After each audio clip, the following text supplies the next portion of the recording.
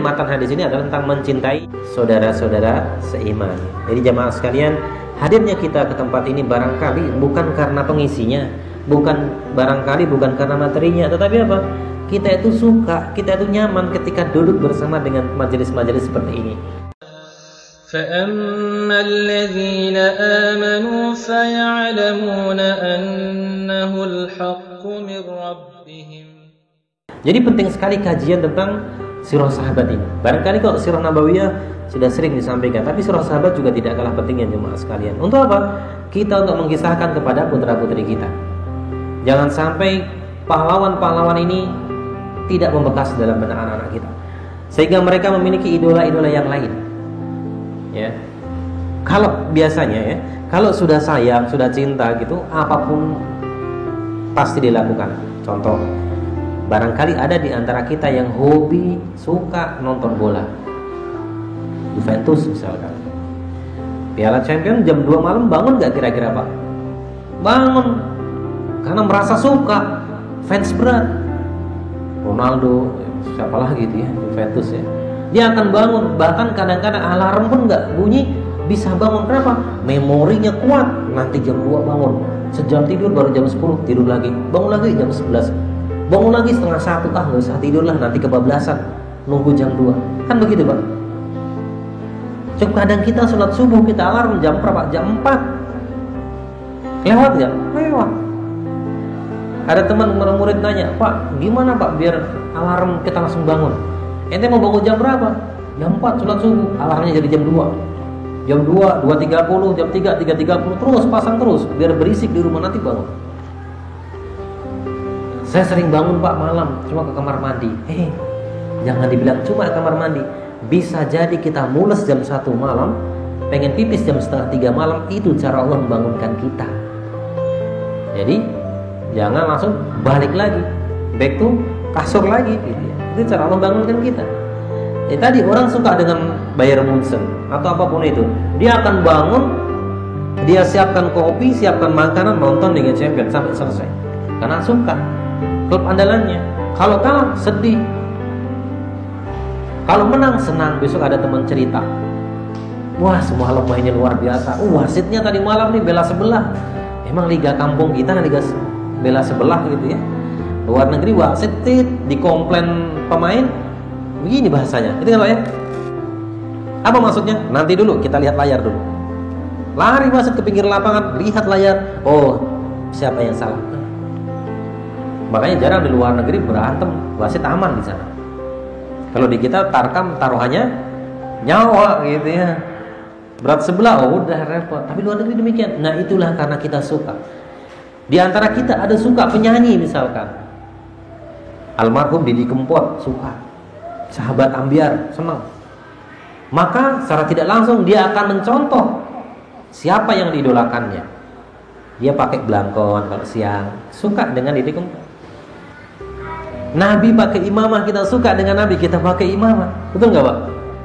Nabi menyuruh kita pakaian yang menutup aurat untuk sholat, kita lakukan itu karena bentuk kecintaan. Jadi bentuk kecintaan itu dibuktikan dengan pengorbanan. Bapak-bapak ketika istrinya bilang, Mas besok habis gajian sisihin. Buat apa? Kayak tangan gatel nih, udah lama nggak ada yang ini nih gitu ya, bahasa istri gitu ya. Kita merasa bulan besok ada bonus, beliin ya. Atau kita lihat, ya Allah ya Karim ya, kita kerja setiap hari sampai rumah kok istri dasarnya nggak ganti-ganti, itu aja gitu ya. Pulang kerja ada jualan dasar 35.000 di pinggir jalan, cocok kayaknya, beliin bakulan. Udahlah, uang pulsa kepotong dulu buat beli dasar istri. Pernah begitu Pak? Beli dasar istri pernah? Belumnya, udah beli sendiri aja lah biar milih. Oh bukan itu Pak, tapi nilai romantisnya gitu Pak ya. Baju tidur beliin Pak gitu ya, sekali-kali gitu ya. Biar apa? Ada nilai romantisnya. Itu tanda cinta, itu pengorbanan. Kita cinta dengan Nabi, maka kita akan berkorban apapun itu, mencontoh semirip mungkin. Ya. Sepersis mungkin. Kita ngerasa tidak Pak? Di rumah anak-anak diajarkan makan untuk pakai tangan kanan. Apa tujuannya? Sunnah Nabi Sallallahu Alaihi Wasallam. Sunnah itu banyak sekali ya di rumah itu. Kemudian mengajarkan mereka masuk kamar mandi baca doa, keluar kamar mandi baca doa, agar mirip dengan Nabi Shallallahu Alaihi Wasallam. Nah, bagaimana ketika kita ingin menerapkan konsep kecintaan kita kepada Nabi, tetapi tidak pernah kita mengenalkan bagaimana kepribadian Nabi Shallallahu Alaihi Wasallam? Jemaah sekalian, ada satu buku menarik. Ya. Barangkali nanti kalau ada kelebihan rezeki bisa jemaah sekalian beli ya. Buku Imam At-Tirmidzi mengarang penulisnya ini tentang kepribadian Nabi Sallallahu Alaihi Wasallam. Dari mulai Nabi itu bangun tidur sampai beliau tidur kembali, kehidupan sehari-hari Nabi di sana dituliskan. Bagaimana perawakan Nabi, bagaimana Nabi bentuk jenggotnya, sisirannya. Dalam rangka apa jemaah sekalian? Dalam rangka kita ingin mengenal lebih dekat dengan pribadi Nabi Sallallahu Alaihi Wasallam. Jangan sampai kita mengaku suka, tapi kita nggak kenal. Kira-kira sukanya benar apa nggak, Pak? Kita suka dengan bintang film, tapi nggak tahu namanya, berarti nggak suka. Pasti berusaha untuk cari namanya. Atau bahasa sederhana kita, kalau barangkali dulu kita awal mengenal istri kita kenal, penasaran, ya, cari informasi, cari nomor apa dulu? Nomor HP ya. Ada HP belum dulu, Pak? Cari rumahnya, kirim surat gitu ya, pengen tahu keadaannya. Kalau sekarang apa-apa anak-anak zaman sekarang itu kadang-kadang kalau mahasiswa pada kuliah itu update status lagi kuliah, ngasih tahu temennya dan lain sebagainya. Apa? Perasaan suka itu akan memberikan pengorbanan. Bukti kita akan mengenal lebih dekat. Kita suka dengan misalkan apa? Yang lagi viral sekarang, Habib Rizik misalnya. Kita suka dengan beliau, pasti kita akan mencari semirip beliau. Pakaiannya, informasi tentang beliau kita cari. Sama kita suka dengan siapa, misalkan tokoh-tokoh di televisi, pasti kita akan berusaha mencari informasi yang lebih tentang dia. Kita suka dengan Ustadz misalkan Khalid Basalamah, kita akan mencari kajian beliau, kita cari. Saya suka dengan Ustadz Firanda, dicarilah Ustadz Firanda. Saya suka dengan Ustadz Abdul Somad, dicarilah Ustadz Abdul Somad. Saya suka dengan Gus Bah, dicarilah semua tentang Gus Bah. Kenapa? Bukti cinta memang harus demikian, ada pengorbanannya. Jadi nggak bisa saya suka sama siapa, sama si itu, tahu namanya mah enggak. Pasti kita akan berusaha. Begitu juga dengan kisah Anas bin Malik. Dalam rangka menumbuhkan kecintaan seorang anak kepada Nabi Sallallahu Alaihi Wasallam, maka setiap hari Anas bin Malik dikisahkan, diceritakan tentang sosok pribadi mulia baginda Nabi Sallallahu Alaihi Wasallam. Jadi jemaah sekalian, kita mulai sekarang ambil momentum di rumah kita. Ya. Ini untuk saya pribadi dan para jemaah sekalian. Kita ada waktu khusus, paling tidak kita dekat dengan mereka, mengkisahkan kisah-kisah keteladanan. Di rumah kita isi buku-buku tentang bagaimana sirah sahabat, sirah Nabi dan lain sebagainya. Harganya buku-buku jemaah sekalian, saya tidak jualan buku. Buku sirah Nabawiyah tidak semahal paket data yang kita gunakan sebulan. Habis berapa kira-kira paket data, Pak?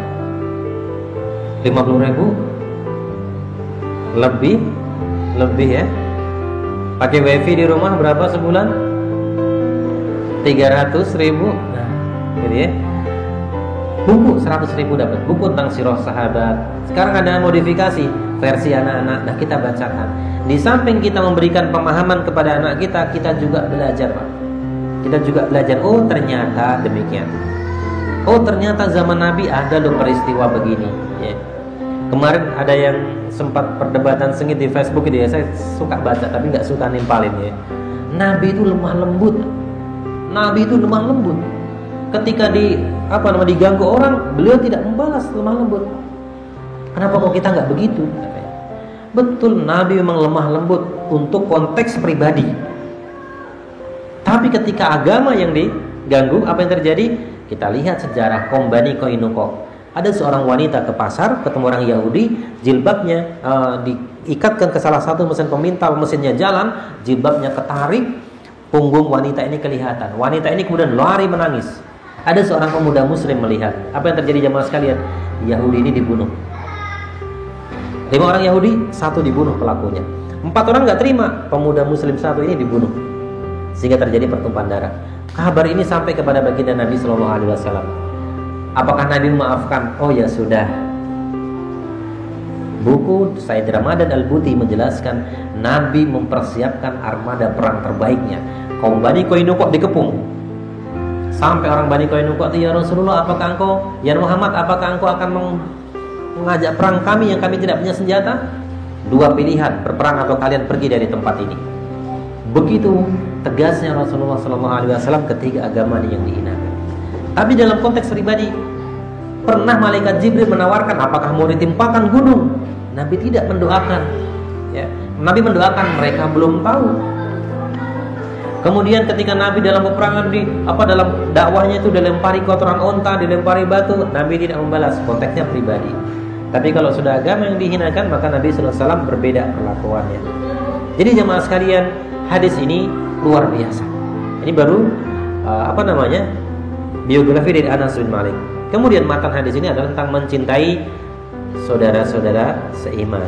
Jadi jemaah sekalian, hadirnya kita ke tempat ini barangkali bukan karena pengisinya, bukan karena materinya, tetapi apa? Kita itu suka, kita itu nyaman ketika duduk bersama dengan majelis-majelis seperti ini. Teman-teman ke masjid kalau kita kumpul ngeriuk, kita seneng banget itu. Kadang betah itu ya, sampai kadang-kadang saking betahnya handphone kita bunyi. Kasih kode dari rumah, kok belum pulang gitu ya. Kok belum pulang? Kenapa? Nyaman duduk di masjid bertemu dengan orang-orang yang soleh. Dan ini adalah pertemanan yang nanti akan menjadikan saksi di hadapan Allah Subhanahu wa taala, yang akan menguatkan hubungan kita.